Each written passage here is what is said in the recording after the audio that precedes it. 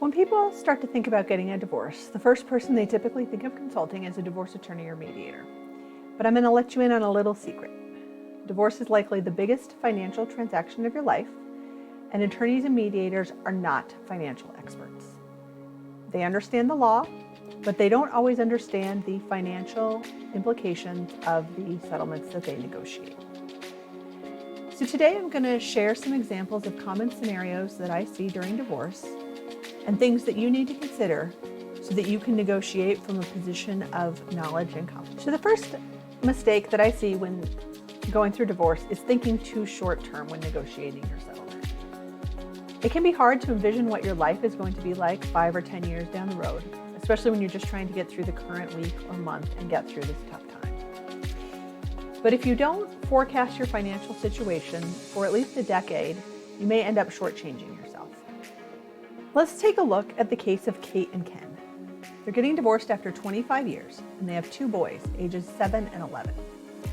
While they both work, Kate has been working in the school district part-time for the past decade while she's been raising the boys, and only makes about $20,000 a year. Whereas Ken has his own business and is making around $132,000 a year.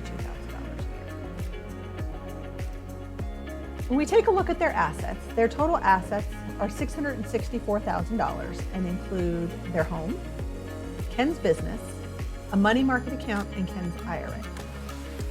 In their negotiations, they want to split things evenly. Kate wants to keep the house and get half of the money market and the IRA, which would leave her with $332,000. Ken also gets half of the money market and the IRA and then keeps his business. Conveniently, that also works out to $332,000. So with the asset split, everything seems fair and everyone's happy. But in addition to the assets, Kate's also going to get $1,180 of child support per child per month. And then Ken has offered her $1,500 a month of spousal support for the next 5 years until the boys are 16 and 12.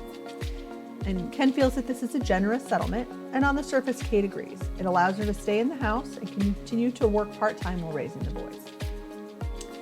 But it's not all as it seems when we take a look at the math. So if we could look at the underlying cash flow for both people, looking at their income, their expenses, their taxes, and their asset growth over the next decade, things aren't very equal. And so I ran kind of an analysis assuming a 3% increase in income, 5% growth on the IRA, and then no real growth on the money market. I also assumed that assets are spent using first savings, then the money market, and then the IRA distributions. And so looking at Ken's budget, what we see is that in the first year, his take-home pay less expenses, including both the child support and the spousal support, leave him with positive cash flow of about $18,000 in the first year.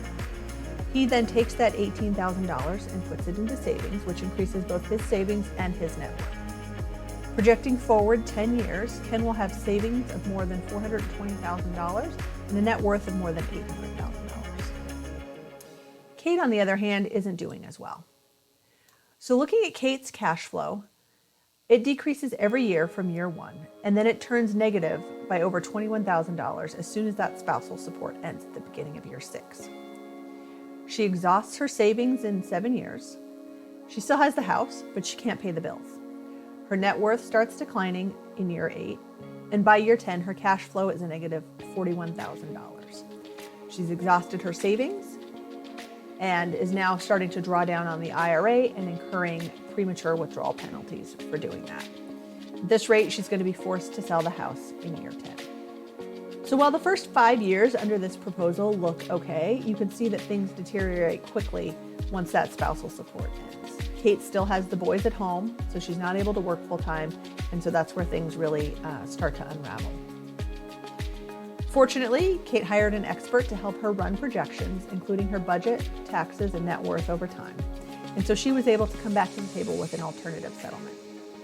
So in this scenario, everything is the same as in the previous scenario, except that Kate proposes that that spousal support of $1,500 a month be for 10 years, not the 5 years that Ken proposed.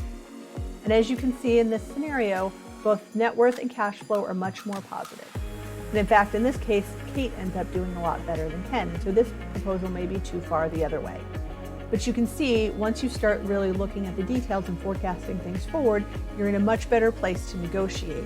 And so now it's the back and forth, trying to get that support number to a place where both parties end up financially stable and growing their assets over time, rather than one party growing their assets and one party becoming destitute. By looking at the details of each person's income, expenses, taxes, and assets for a decade or more, you can make much more informed agreements. It's important that you really do your best to forecast your settlement into the future to make sure it not only meets your needs now, but down the road as well.